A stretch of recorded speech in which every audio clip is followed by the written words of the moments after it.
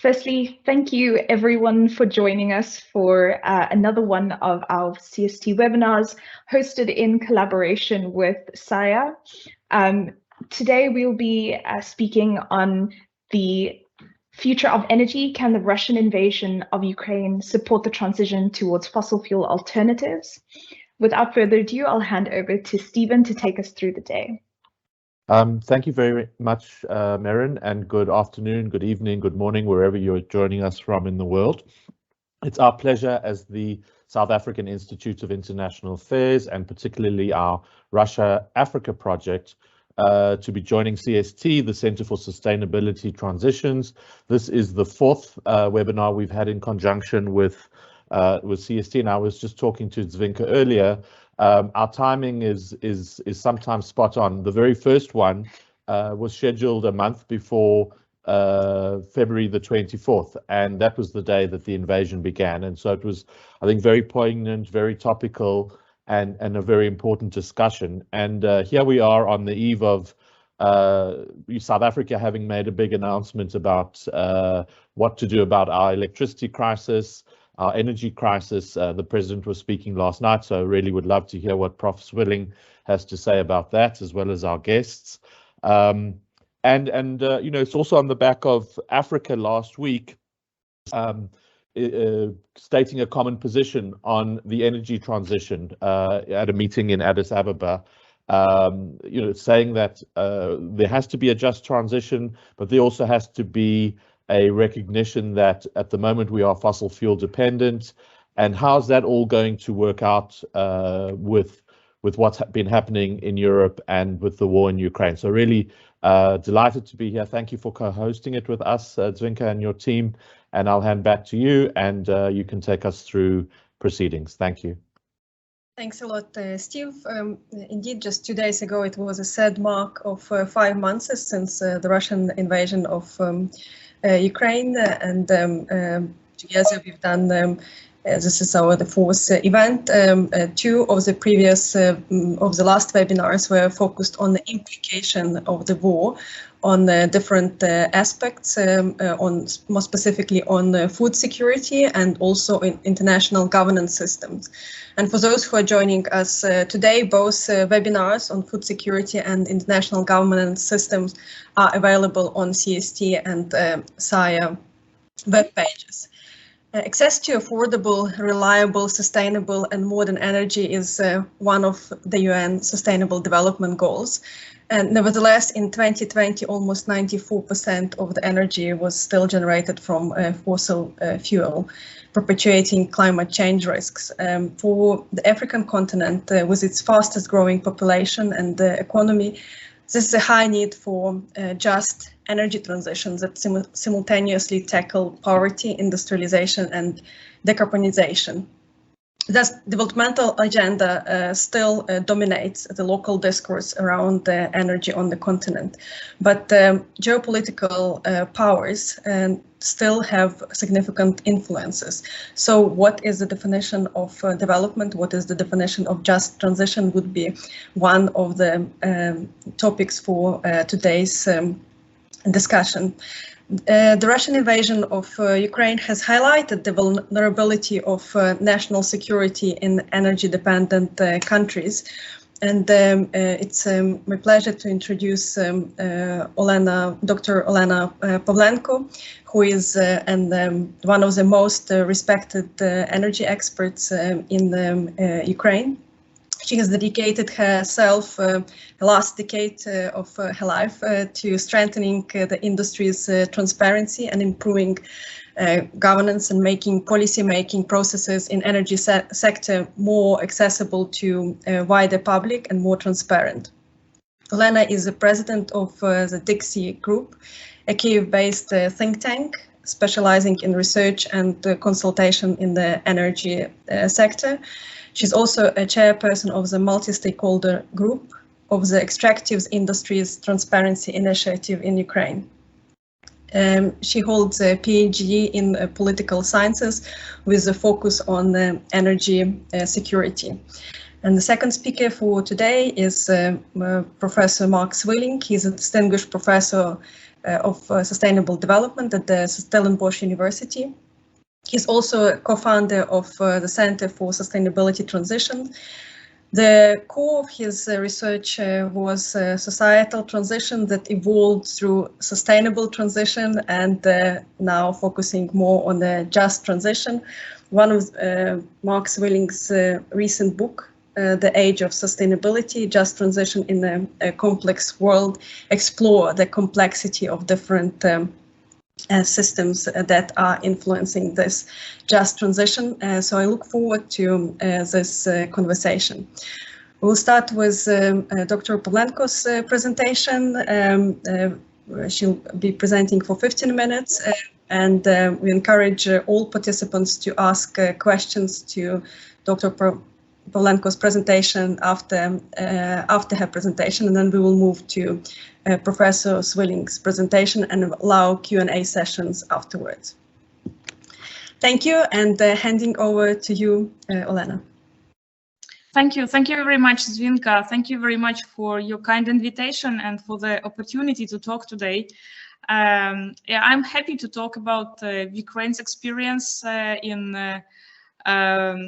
the issues of energy transition, green transition, but the question of the seminar was whether the war between Ukraine and Russia can help us to get rid of fossil fuels. So if you don't mind, I will start from the gas wars and how it impacted Ukraine, also European Union, and what we see now with the gas situation, and how it actually will lead to the just transition and green transition in the world and also in Africa.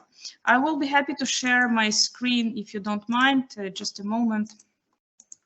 I have a small presentation, and maybe start from the slide to explain a small difference between South Africa and Ukraine in gas consumption.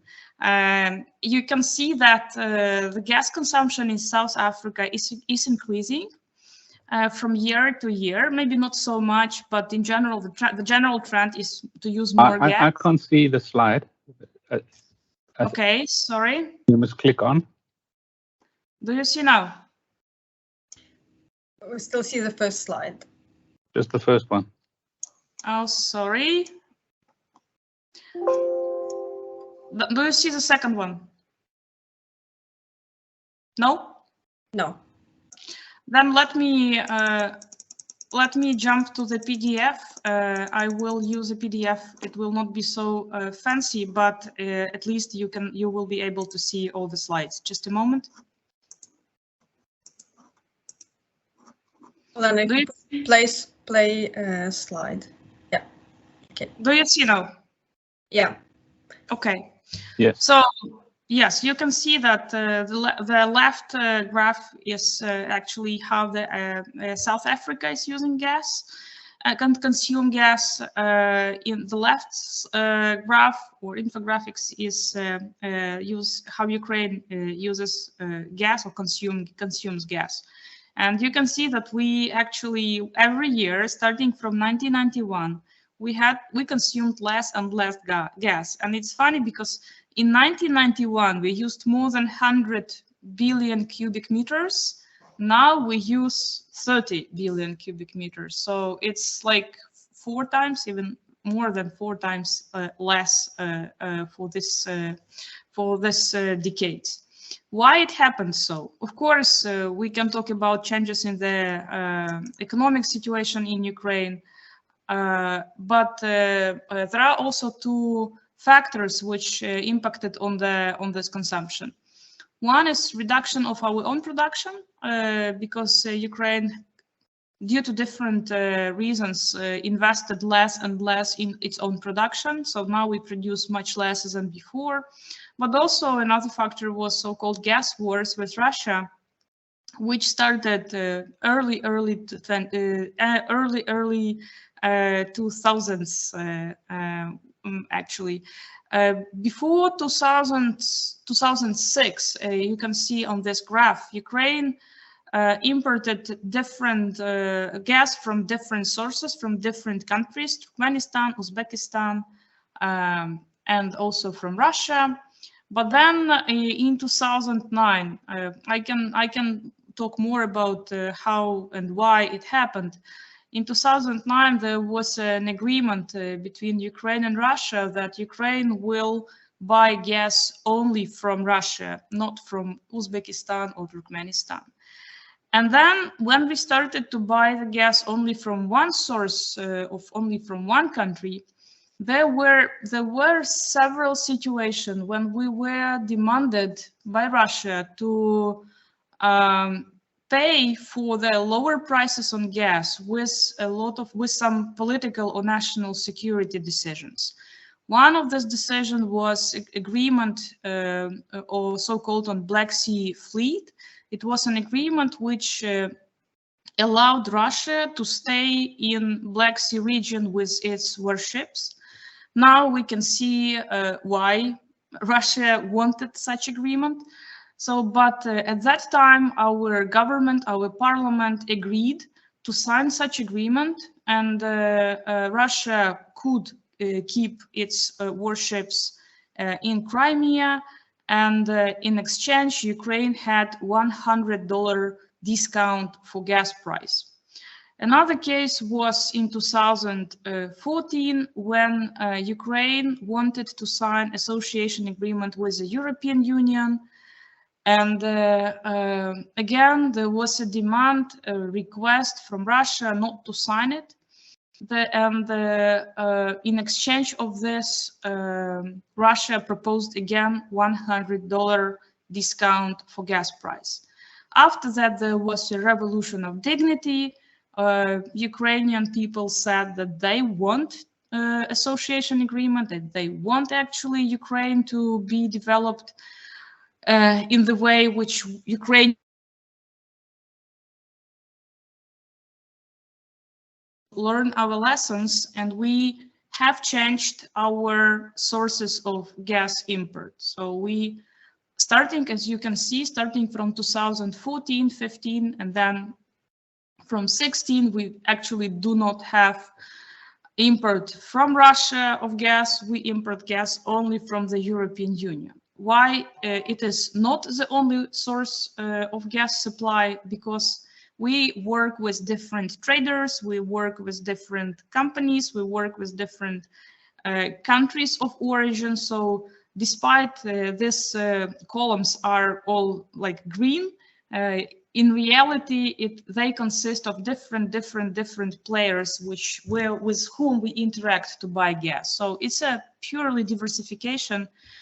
Of course, it means higher prices on gas for us, because you cannot agree on discounts, you cannot agree on some political prices, but at least we know that these gas issues are totally separated from political issues and from national security issues.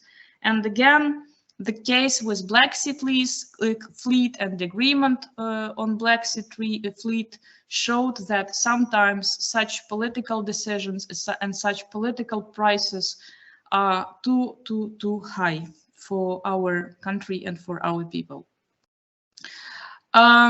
What happened then with EU? Another part of the puzzle, actually, of these gas wars. You know probably that European Union is also highly dependent on Russian gas, and actually on import of gas. It's more than 80% dependent on import, and 30–40% dependent on import of gas from Russia. You can see actually here the fluctuation or how the dependency variated in different years. But again, starting from 2021, the EU had pretty the same situation where Ukraine was from 2006 to 2013. Russia started to demand some decisions from the EU, for example, to start Nord Stream 2, And in exchange, it started to blackmail European countries with the high prices. This is not my graph. This is Acer, one of the European institutions, which actually showed how the violation of prices in Europe was dependent on different demands from Russia in gas sector. Again, Nord Stream 2 and demand to start Nord Stream 2 was the first one, and also there was Russian unwillingness, let's say, to fill gas storages in European countries, so they were not fully ready to the winter, and so many other elements of how Russia played, let's say, with gas markets and gas sector in the EU. So the decision of the EU, again, I think, like in Ukraine, was that we probably have to decrease the level of dependency from Russia in gas sector. On the left graph, you can see that in PowerPoint, I'm sorry, it was better, but nevertheless, you can see that they started to decrease gas import from Russia, and opposite, they started to increase gas import through the liquefied natural gas, LNG.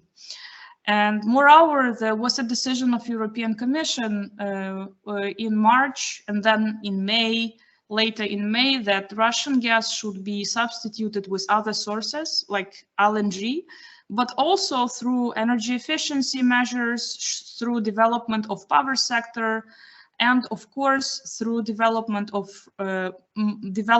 renewables and other sources of energy.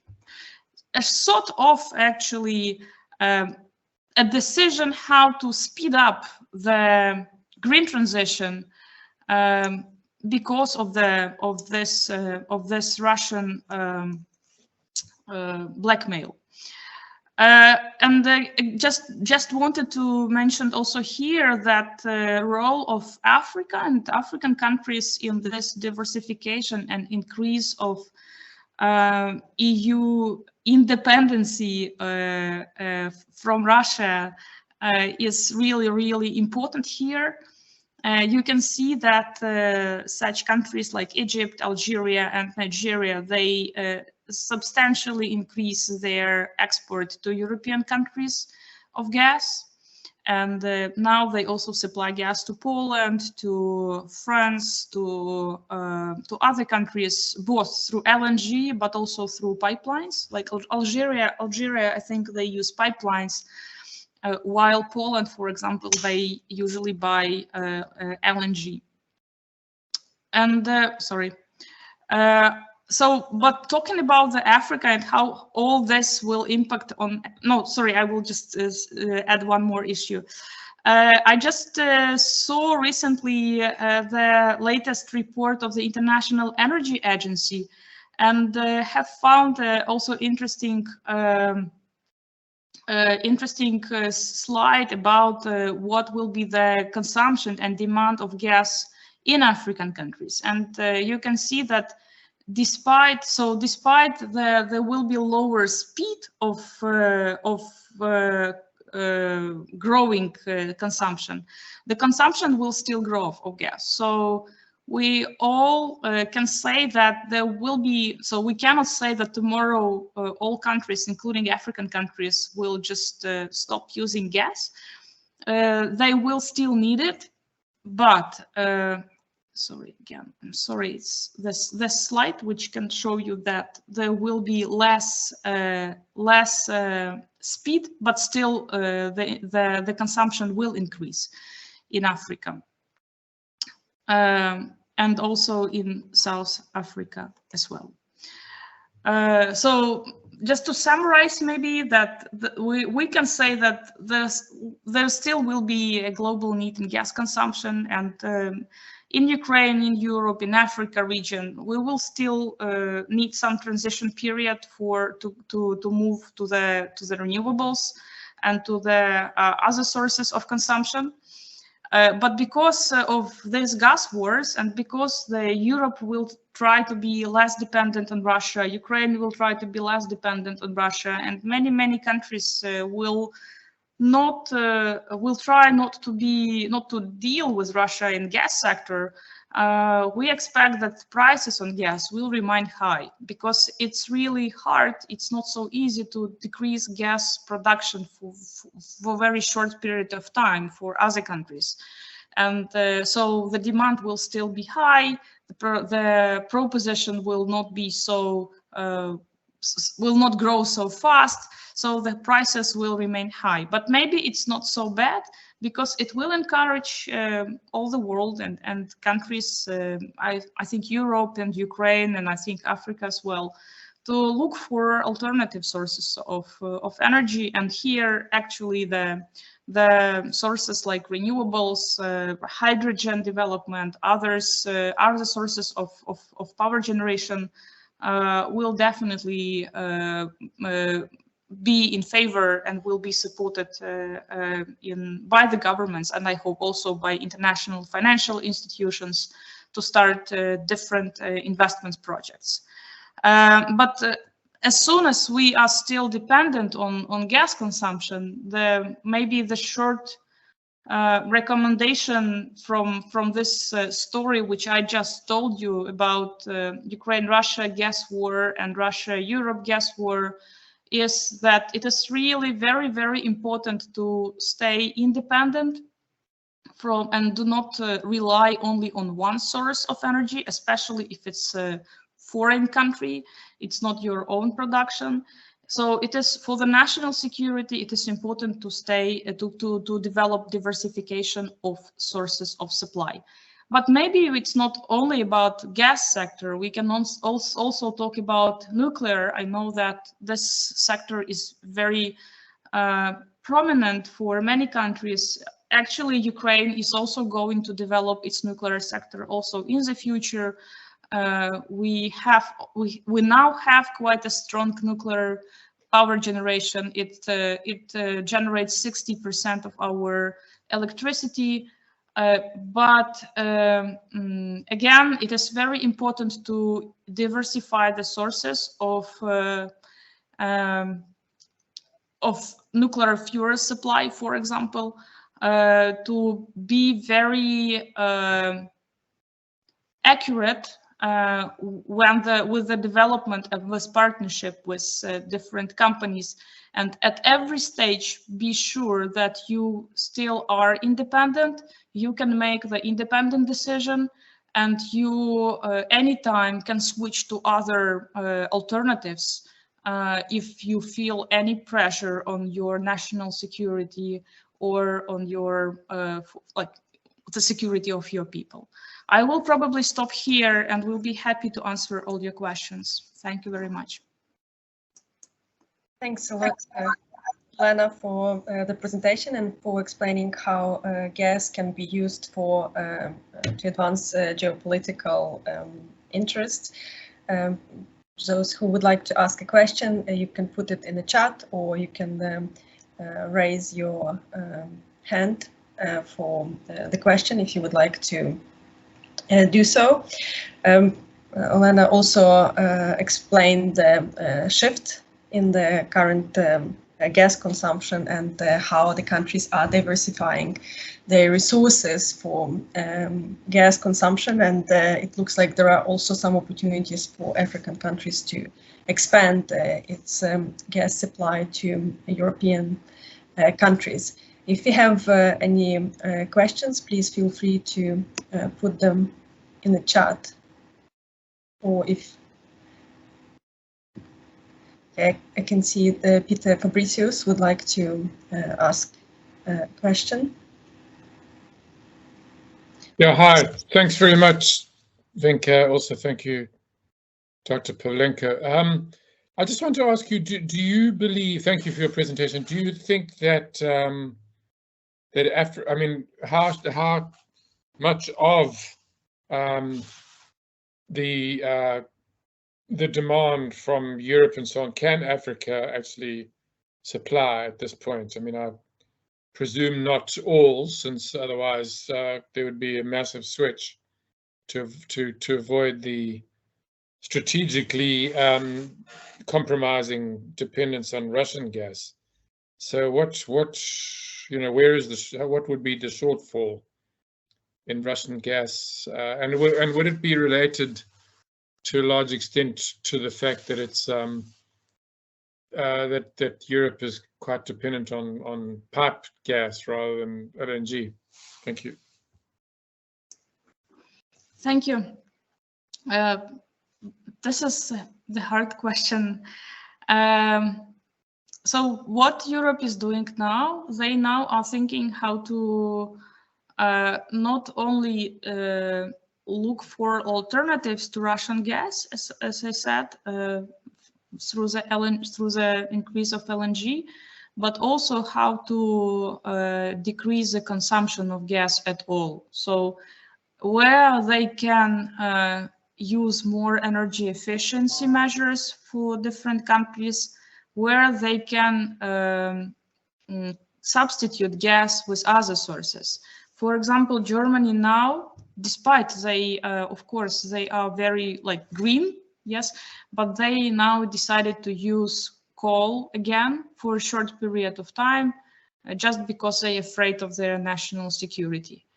And they want to be ready for winter. But they promise that when the crisis finish, they will just not come back to Russia, but just will try to decrease the gas consumption at all in general.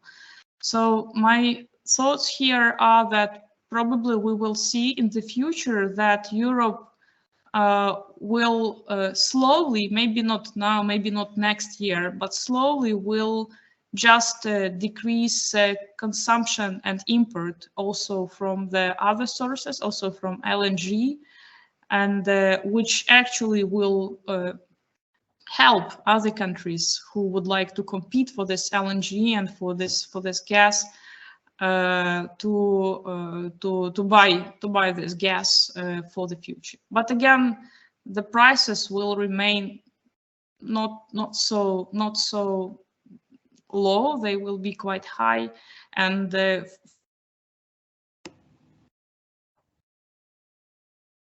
country, including Ukraine, although we have our own production, but for us as well, it is to think how to decrease the consumption of gas, not just to look for alternatives, not to look to how to switch to another supplier. And again, in many countries, and I think also in Ukraine, we also now discussing how to prepare to winter already now, and how to be ready if there will be less gas than we usually consume. But again, for many people, for many consumers, it means looking for alternatives for their own households. So more people will try to find some other sources of heating, other sources of electricity generation. The question is, of course, more for the industry.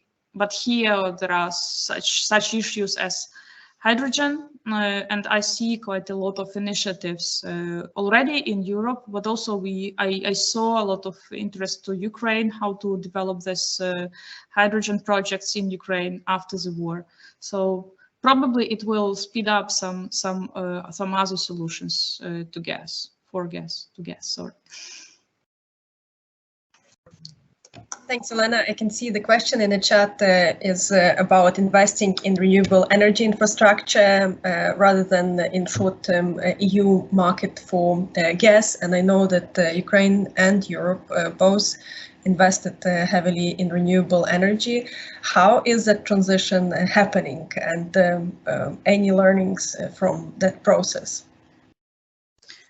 Yes, the Ukraine actually declared in 2000, even before the Revolution of Dignity, Ukraine declared that it wants to develop renewable sector, And the parliament, in our case, it was the parliament, adopted a so-called feed-in tariff or green tariff, which actually was a support scheme for the renewables, for solar and wind generation.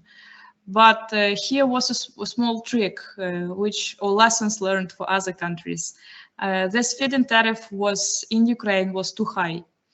And we saw a very, very rapid increase of renewables projects, number of projects of renewables generation in Ukraine, starting from 2013 and until now. A lot of investors came, not only Ukrainian, we also had Ukrainian oligarchs who invested, but also international investors. We had, I think, more than 100% increase of generation every year in renewables. Again, because of this very generous feed-in tariff. But at some moment, we understood, the country understood, or the government, that this tariff is too generous and the market cannot pay so much to so many investors.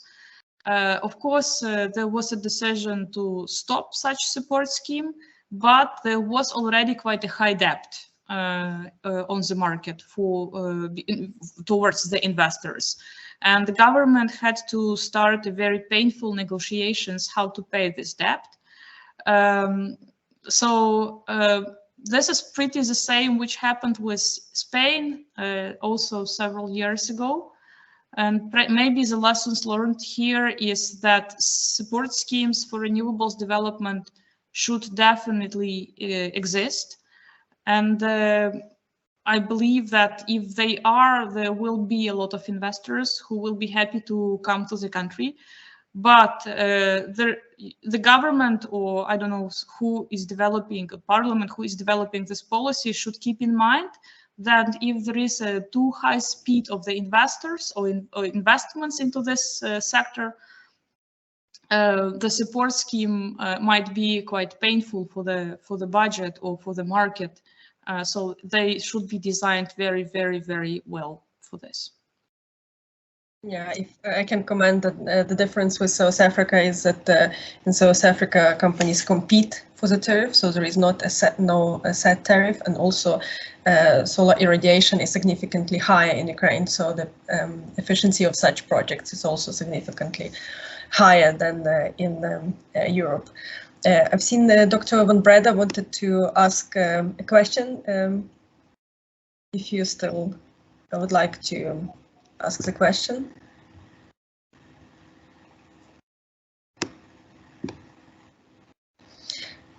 There is also a question from Stephen Roest about the Paris Agreement.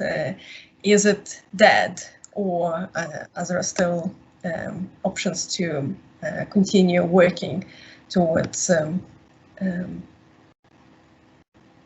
less carbon heavy energy sector?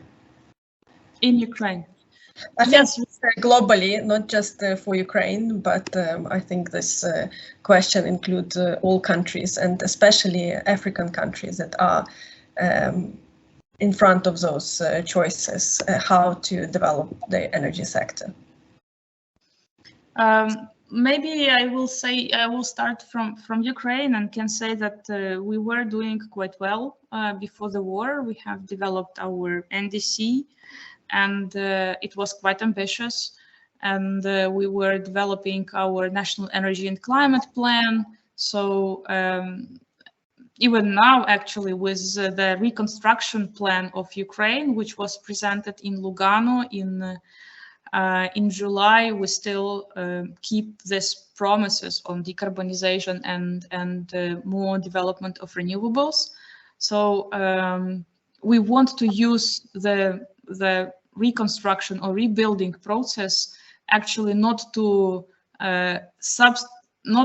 rebuild what was before, but just to modernize already our energy sector during the process of rebuilding.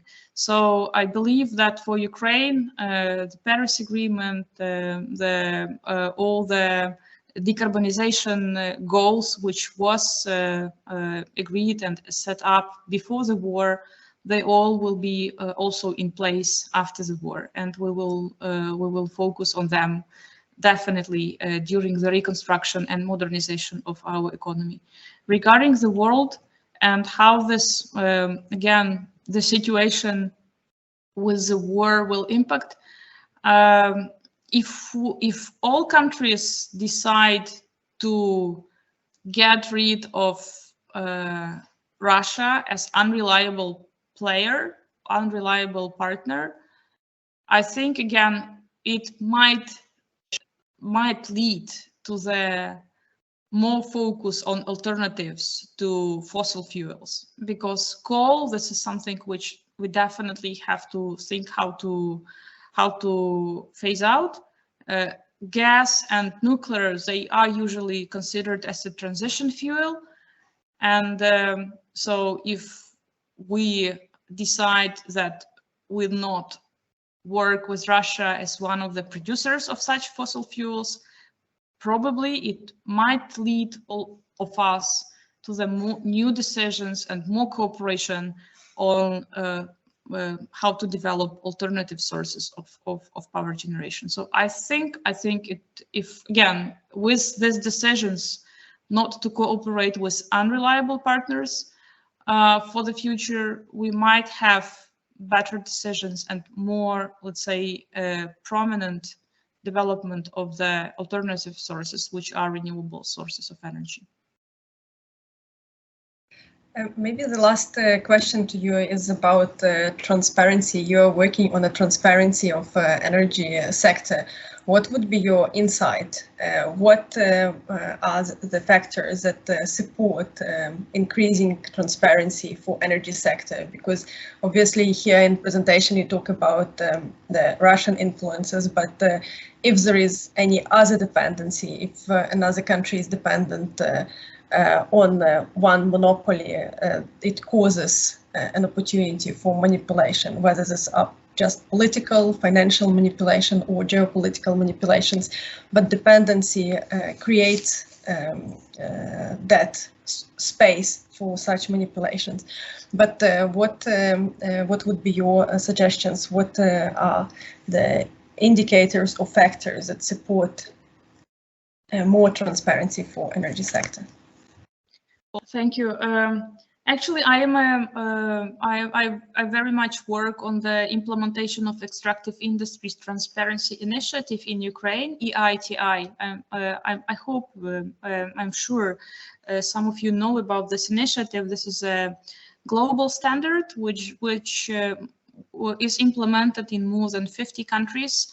And so the soul of this, the substance of this standard is that the government and the companies, they report publicly and regularly on an annual basis how much taxes they pay to different levels, local budgets, state budgets, special funds, etc. It helps, so the companies which work in extractive sectors, those companies who extract gas, coal, I don't know, even different minerals.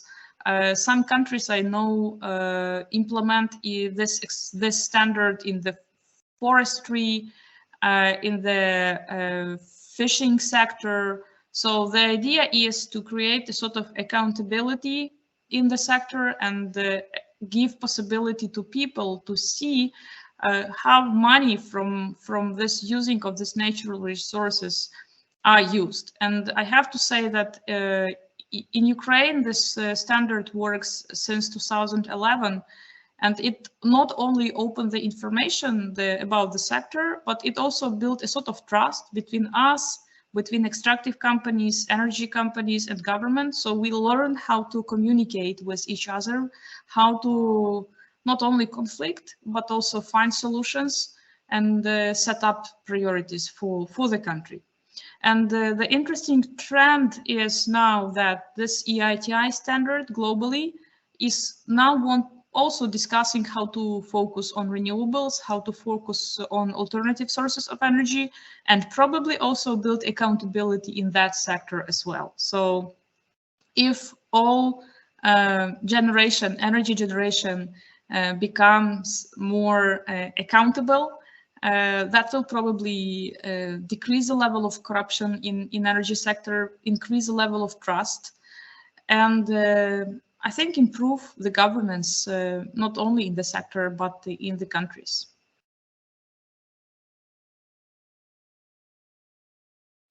Thank you. Thanks a lot for your presentation. I'll give the floor to Prof Swilling, who probably address not just the question for this webinar, but also the announcement of Cyril Ramaphosa yesterday that calls for more diversity, so hopefully for more sustainable and transparent energy sector in South Africa. Okay, thanks, Vinka. Well, maybe what I'll do is I'll just do that first as a kind of preface for a few minutes, and then address the wider question. So in a country where even good news is regarded as bad news, I would say that that last night was good news. Although there's lots of naysayers in the press who are saying, yeah, too little, too late, blah, blah, blah. Well, we didn't get detailed, blah, blah, blah. Yeah, we didn't get timeframes, blah, blah, blah. All the usual South African stuff. There are detailed plans that do lie behind the speech, which was very much part of kind of creating a framing at a public narrative level. The most significant parts of the statement, in my view, were repeated emphasis on energy security, ending load shedding, and significantly full support for the Eskom leadership and management in the face of a kind of fairly widespread set of calls, not always in good faith, for the resignation or firing of Andre de Ruyter, the chief executive. Some of the key shifts that are significant, in my view, are obviously the lifting of the ceiling on standalone generation. There are 83 projects in the pipeline, 6.2 gigawatts or 6,200 megawatts. And if you work out what that the investment required for that, it's about 76 billion, none of which will cost the state a cent. So 76 billion in an economy which is crashing, unemployment soaring, is a very significant investment. The doubling of the size of bid window 6 to 5.2 gigawatts is significant. If you add the 5.2 gigawatts and the 6.2 gigawatts, it's well over the 10 gigawatts that the National Planning Commission called for. The unlocking of rooftop solar, buying from the South African power pool, obviously fixing the machines, fixing the Eskom power stations with more funding. Not exactly clear where that's going to come from. The fact that National Treasury is working on a debt solution, even reference to wheeling without necessarily using the word wheeling across the grid between third parties. An explicit reference to state capture and corruption, and the visit the president paid to Tutuka, which is a relatively young power station with a 30% energy availability factor, which is absolutely horrifying. And the whole experience completely horrified him. But I think significantly, from a more social science perspective, there's new governance configurations. The National Energy Crisis Committee, a one-stop shop where all the decision makers are in the same room, and even a reference to special legislation to be taken through to enable this greater coordination. So that, if you add it all together, it does suggest a new political settlement, an intrastate political settlement with broader stakeholder support. Some of the challenges, the grid can't really take additional capacity. It needs massive expansion. Sabotage is obviously now going to increase, hopefully constrained by more security and police action. Bid window 5 was referred to, but there's very little chance of bid window 5, 2.6 gigs that have been approved there will happen because the prices are too low in light of what we're now going to talk about. And then obviously the question, will this political settlement hold? I don't think the Minister of Mineral Resources and Energy was too happy with the outcome. So coming to the wider global context, which impacts on this, there's an interesting question: would it have happened without the global crisis? I think it might be too early to really be too certain about that, but I'm going to just to touch on a couple of themes that may help us think about that. There's two themes that are significant. The first is the substantial increase in coal exports to the European Union between January and May 2022. It's a 40% increase. If you look at the graphs of the increase in exports to Europe, it's absolutely stunning, actually. I mean, countries like Spain, Poland, Germany are importing coal from South Africa from zero. They did not import anything. France has increased from 74 tons to 511.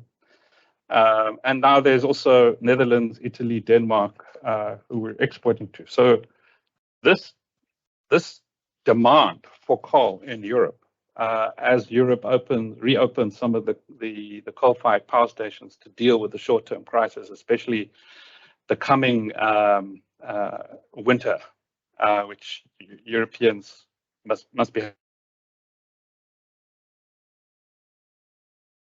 hard for them.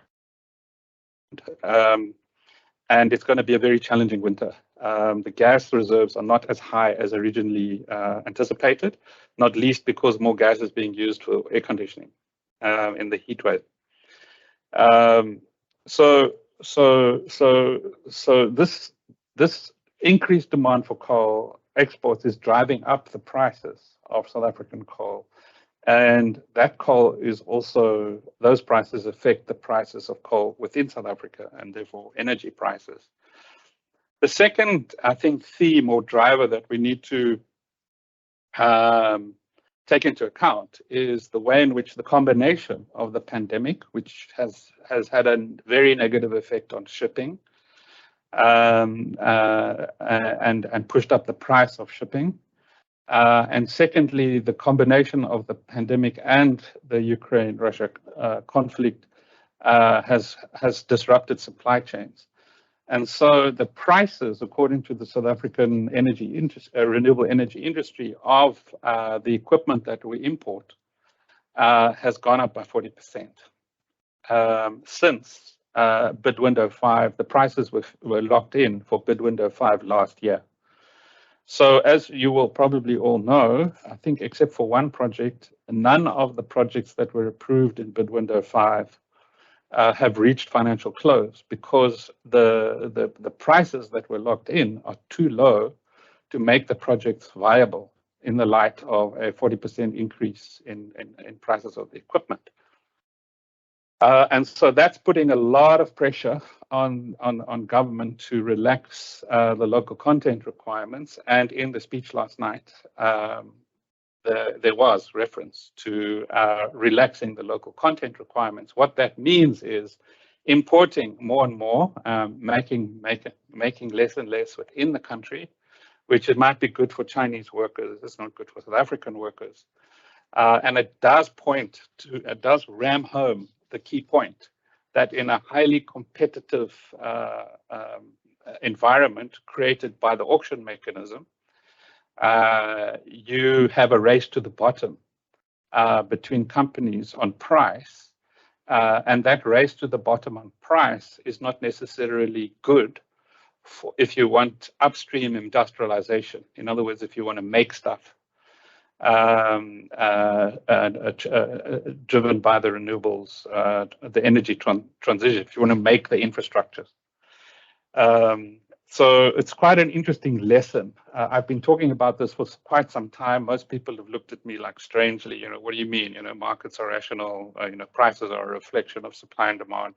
And I said, yeah, but we also want to create jobs and we want to catalyze upstream industrialization. And if the prices are too low, we have to import. And if we import, we're not going to create the jobs and reduce unemployment, blah, blah, blah. You can see what I'm trying to say, catch my drift.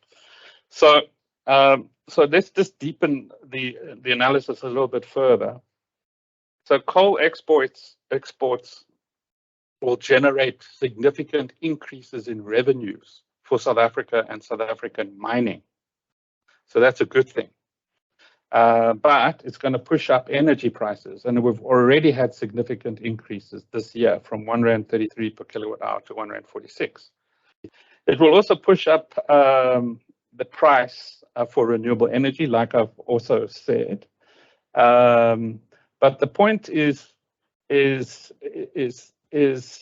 this really could have a kind of double-edged effect on the whole question of industrialization. It might actually be good if there's a continuous upward pressure on prices and a continuous downward pressure on the cost of energy within the country. If at a certain point there's a meeting, there's a kind of sweet spot reached where it does make financial sense to increase the prices. And what I've heard from the industry is that the prices for bid window 6 that is coming up is already drifting upwards significantly. Some people are even talking about 70 or 80 cents a kilowatt hour, whereas for bid window 5 it was below 50 cents. So below 50 cents we now know is not viable. So what's the new price going to be? And will that enable or create a space for upstream industrialization, which would in turn allow the local content requirements to come back into place? So let's look at Germany as an example. Germany, yes, has increased coal imports, has decided to open some coal mines, coal-fired power stations in order to, not coal mines, to open coal-fired power stations in order to get through the winter. But it's also in what the SDP Greens free, what do they call the other party? It's a three-party coalition government have released what they call their Easter package. And their Easter package is an absolutely remarkable acceleration of renewable energy in Germany. The aim is to be 100% renewable by 2035, be net zero by 2045. How are they going to do that? Well, the plan includes 22 gigawatts of solar per annum starting in 2026 and 10 gigawatts of onshore wind per annum starting in 2025, making 32 gigawatts per annum of new renewables through to 2035. In South Africa, we're talking about between 5 and 6 in more friendly conditions in terms of wind and solar and more land. So 32 is extremely ambitious, but that is triggered or catalyzed by the European crisis caused by the Ukraine-Russian conflict. But for South Africa, so here's the knock-on effect. Russia-Ukraine conflict threatens gas. Coal imports from Russia are going to stop in August. Increased imports from South Africa. That's going to accelerate, makes the Easter package in Germany become adopted by government, but that is in turn going to drive up demand, in particular for solar panels, and reduce availability. And that in turn might also, in addition to the points I've already raised, push up the necessity for South Africa to get into manufacturing, which in my view is the holy grail if we're really interested in connecting the energy transition and economic recovery. So this combination of rising prices and diminished availability might actually make manufacture within South Africa more possible.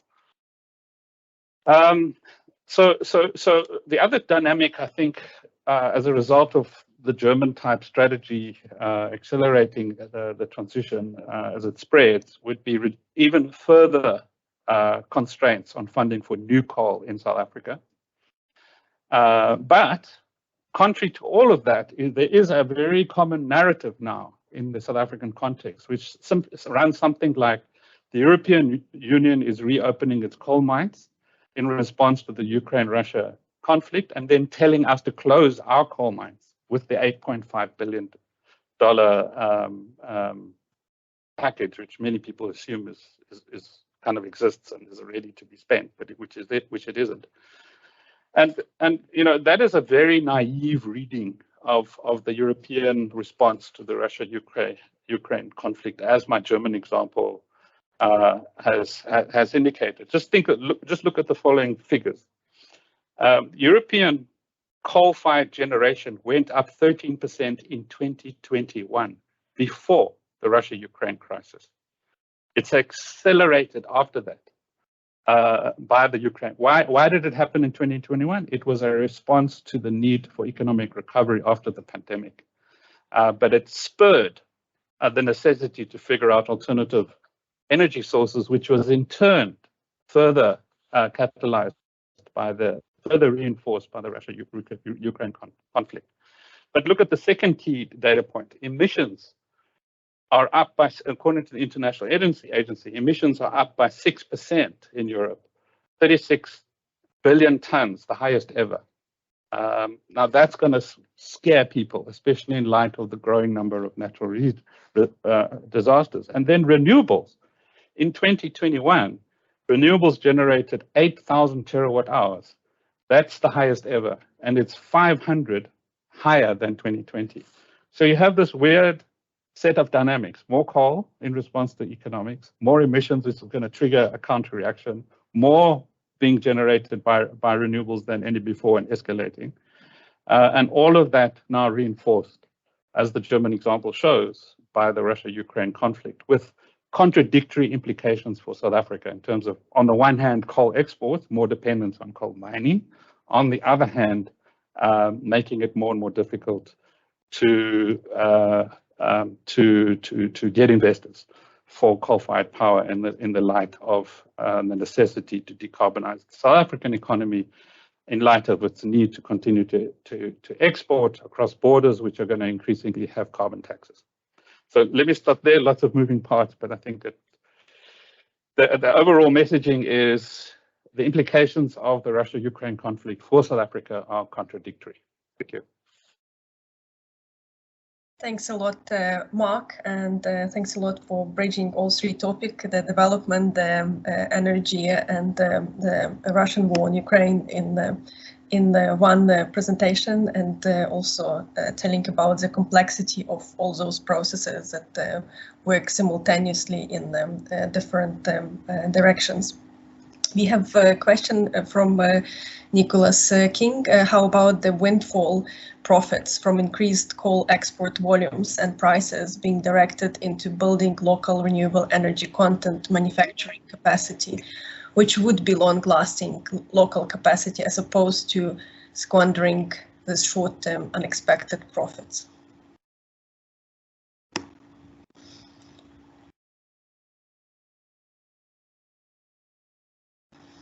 There is also a question about decarbonization and what does it mean for the coal jobs. So more broad question, whether you see there will be a significant demand for that. Would you like me to read a few questions to address them, Mark? Yeah, okay. I'm trying to catch up on them. Yeah, so the question about windfall profits being directed into funding renewable energy and local content, I think it's not that clear how long this windfall is actually going to how long it's going to be sustained for. So I think one can safely assume that it's going to be sustained well through the European winter and beyond. But what's going to happen if the European Union plan, that is, I think it's being discussed today, if I'm not mistaken, gets adopted, which has got a whole range of strategies for storing gas, for energy efficiency, for reducing dependence on fossil fuels and so on, how quickly that kicks in. So I'm not sure that if we knew that the windfall was going to last, if coal exports were going to last for the next 2 or 3 years, then maybe it has got a loop back into investing in an alternative energy infrastructure. If it's short term, I'm not sure it's going to make that much difference, especially in light of the fact that obviously the mining industry is going to be using this to recover from its very weak position. So there's a question here about are there any off-takers or volume commitments coming from anywhere for manufacturers to encourage entry into the, well, it's really hard to answer that question in a context of very, very low prices. So I've had quite a few discussions with different developers, and at this stage,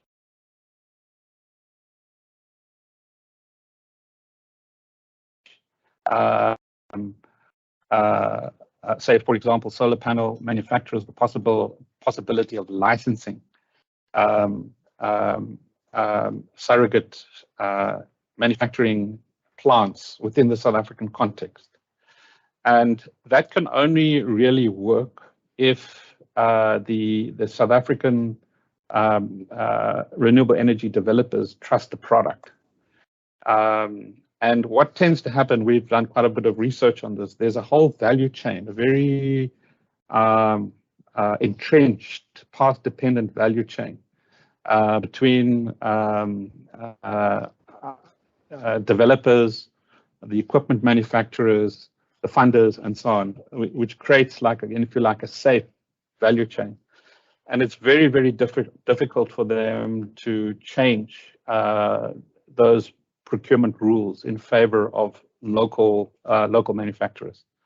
So that's where the significance of the local content requirements, which are legislated, comes in. They can actually create the protective barrier behind which a manufacturing industry is then constructed, and it all gets priced in. But what we've had in bid window 5 is people have bid against prices that now, in light of what's happened globally, were just far too low. And what worries me is that that is going to be used as an excuse to beat up the Department of Trade and Industry to get them to drop the local content requirements, which developers have never liked. But once you kind of bash the door down and say, okay, it's a temporary measure without a clear-cut framework for how to build the door again, I'm really worried that then that becomes the new normal. The prices get fixed, and the possibility of returning to a state-created local content set of requirements to build the manufacturing, it becomes increasingly difficult. So Tika's question on the increase in coal demand affecting decarbonization, in a weird kind of way, increased coal demand, if it pushes up coal prices, might actually reinforce the attractiveness of renewables, which are, as we all know, are cheaper. It's much cheaper to build new renewables compared to building new coal. However, if you also have, when it comes to renewables, you also have to factor in the cost of the grid. So we have to flip the grid around 180 degrees from its kind of northeastern focus to a southwestern focus, because that's where the wind and solar resources are. So if you factor that in, you must put that on top of the price, but it's not that big a ticket. It's maybe maximum 10% of the total capital investment through to 2050. But there's an immediate requirement of around 130 billion. Thanks, Mark. There is a question about the bioenergy part in the mix of solution for South Africa, and maybe we can expand it to the nuclear part. There was no mentioning of nuclear energy in yesterday's statement. What's your perspective, how the mix of energy solutions will be shifting in the next maybe decade? Well, there was no mention of new coal, and there was no mention of the pet project of some key players, which is small modular reactors, SMRs. SMRs are kind of lauded as the great nuclear solution, but as far as I know, there's only one project in the world that is trying to test it out commercially, which is in China, and I'm not sure we're going to really know the numbers from that context. So I think that's good. There's no reference to crazy quick techno fixes like that, and there's no mention of new coal. As far as bioenergy is concerned, there's lots of different kinds of bioenergy, but if you mean biofuels in a water scarce country, it's just a non-starter. So if you mean, I'm not sure what is meant there. Obviously, there's a place for biogas digesters in a municipal context. It's not a big game changer. Yeah. Green hydrogen, I'm not sure if green hydrogen qualifies as bioenergy, but the green hydrogen has a huge potential, definitely. But the cost of hydrogen now is about $5 per kilogram. It needs to drop, just like renewables. We said this about renewables 10 years ago, and it did drop 90%.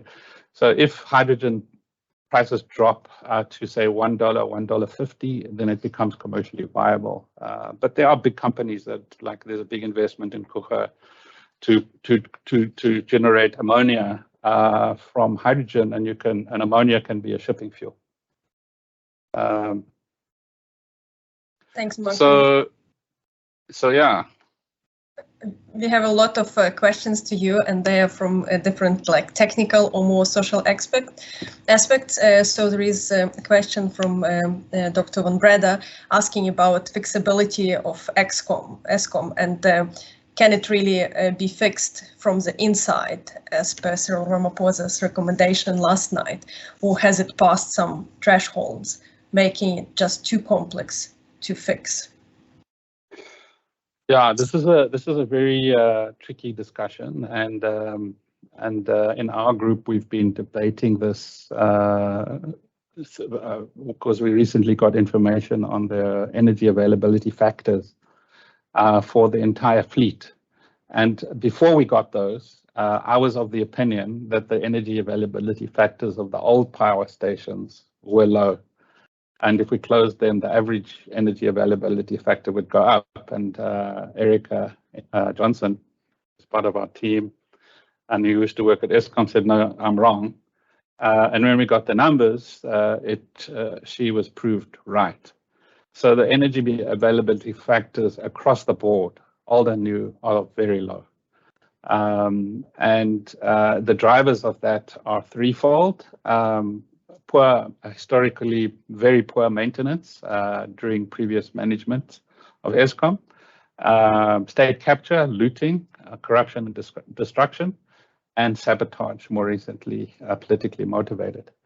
The combination of those three, the president referred to all of them in one way or another, and said, we've got to fix Eskom, we've got to bring up the energy availability factors, all of that. I personally have not seen. There have been very detailed reports on the condition of those plants. I have been at presentations of some of that.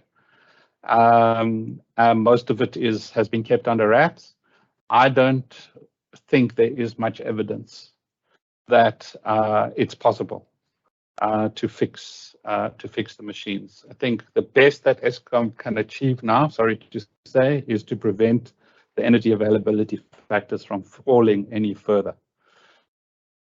But to really fix, you have to take machines offline for extended periods of time. There's no more reserve margin. So the only way you can take machines offline to really repair them is if you have alternative capacity online. That's going to take another 24 months, at least. So during those 24 months, you can't do what you're supposed to do, and the things are going to get worse. And so this is like a really, really, really, really difficult place. I would hate to be Andre de Ruyter. And I don't know how you get out of it.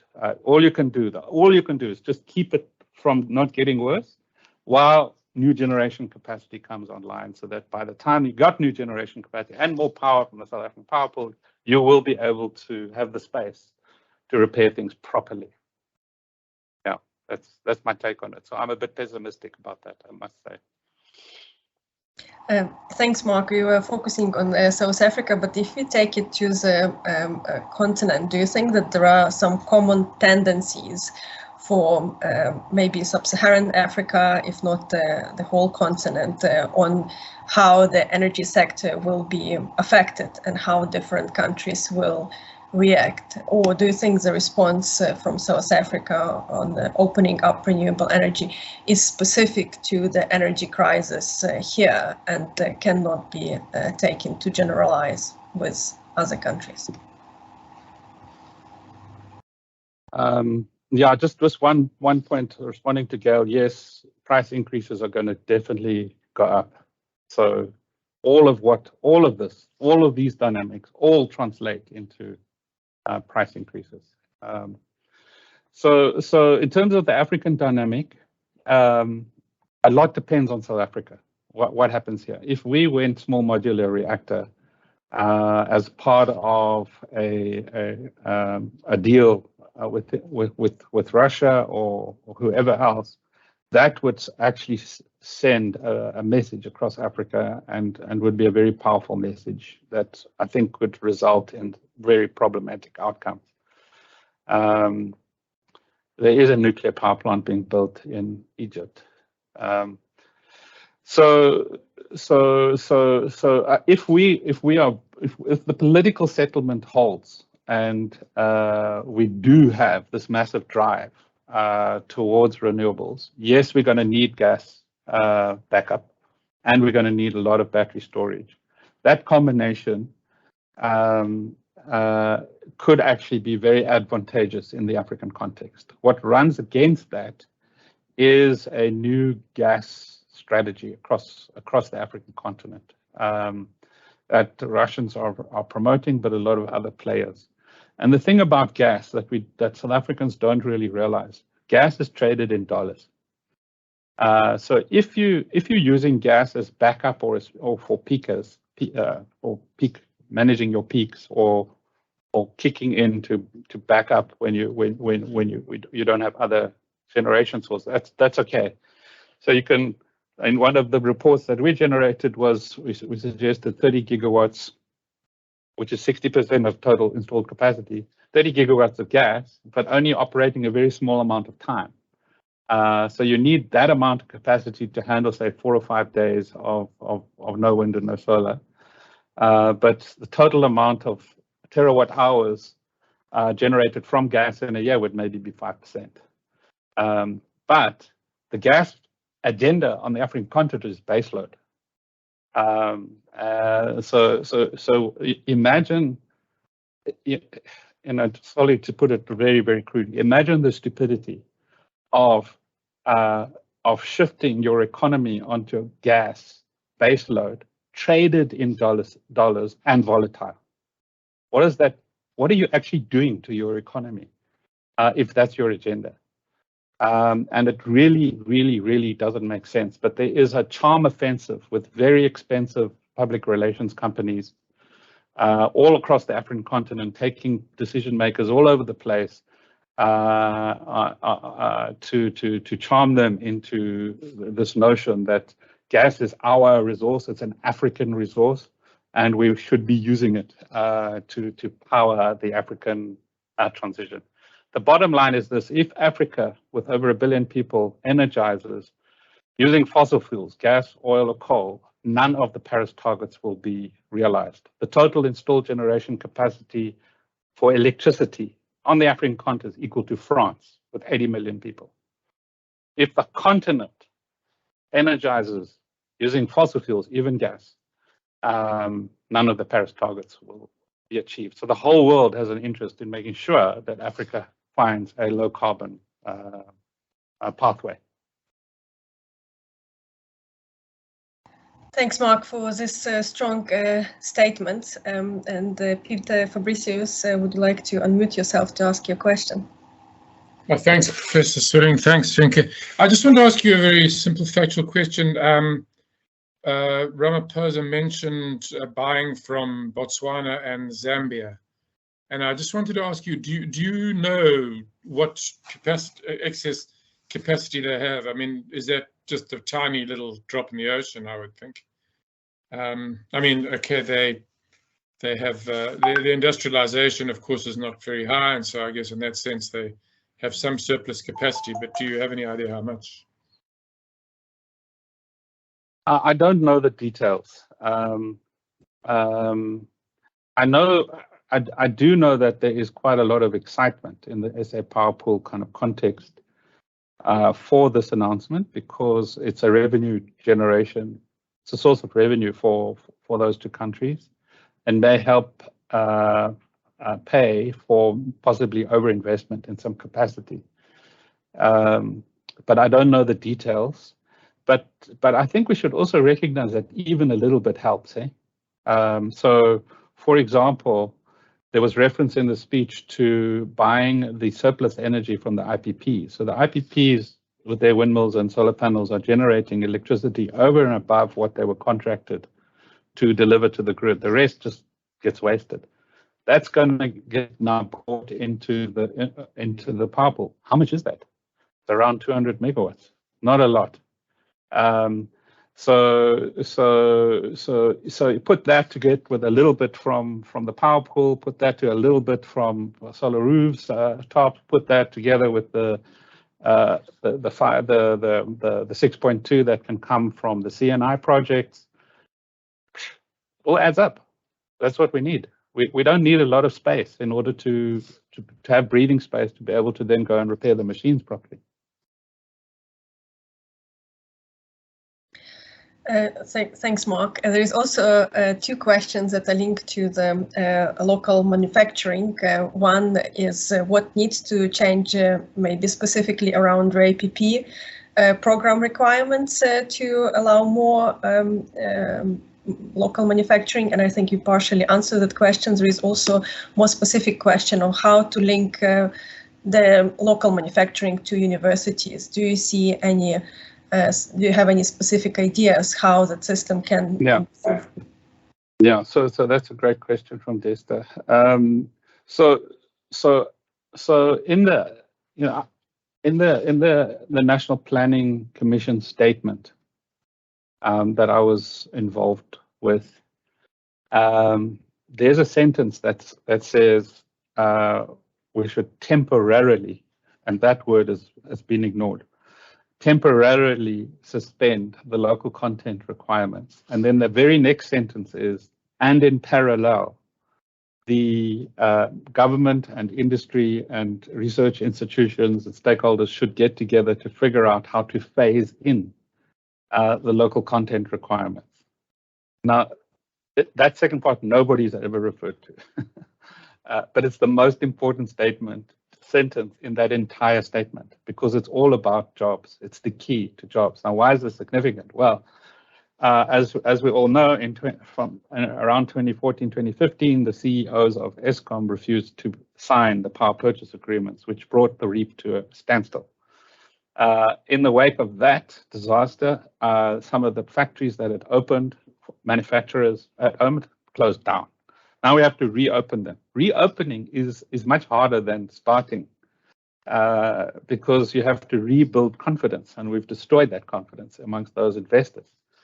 So rebuilding the confidence, I don't think is going to come about by the Department of Trade and Industry holding a gun to the industry and saying thou shalt do local content requirements, because they just can't At the same time, the industry is saying, you make us do this, we're not going to reach financial close. So there's a standoff.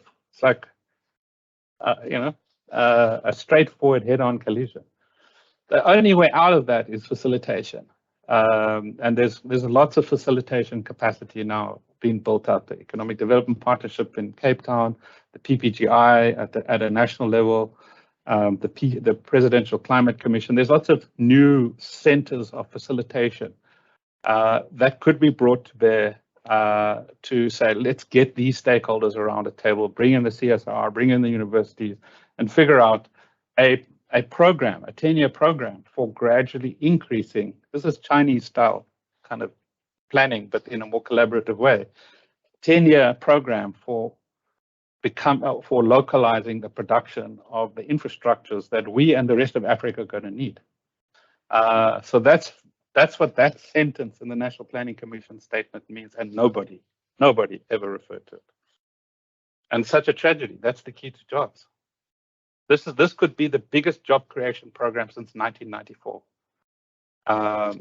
That's what we're talking about here, and it can slip through our fingers through just backing down on local content requirements. Thanks a lot, Mark. Thanks for handling so well multiple questions. We are running out of time. I don't know if you want to say final remarks. Otherwise, maybe Stephen would like to say a few words. I'll remind that we went through a presentation of Dr. Pavlenko, who looked at how Russian-Ukrainian gas war functioned, and on how the prices were used for geopolitical advances in Ukraine and also then in Europe. And she unpacked a little bit how in the last 5 months of Russian invasion on Ukraine, the gas prices responded to political demands. And then Mark gave excellent presentation on different complexities and influences on multiple levels, connecting local manufacturing jobs, requirement for jobs, technology demands, and geopolitical influences all in one system, explaining this dynamic absolutely brilliantly. So, Stephen, would you like to say a few words in conclusion? Not very much to add, just to say that I learned an enormous amount today.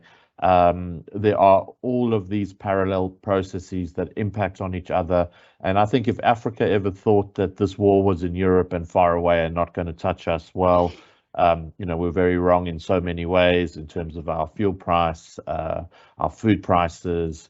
I read the other day it's affecting imports of iron and steel, fertilizers, and therefore we have a stake in this conflict. And just to thank the presenters for really excellent presentations that brought together, as Vinka said, so many diverse strands. And I always admire economists who kind of know the levers to pull. If this goes up, then that comes down.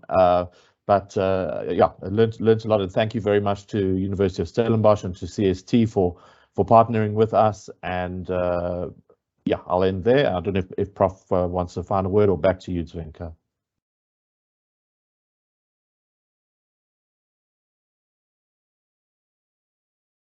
You're on mute, Zvenka.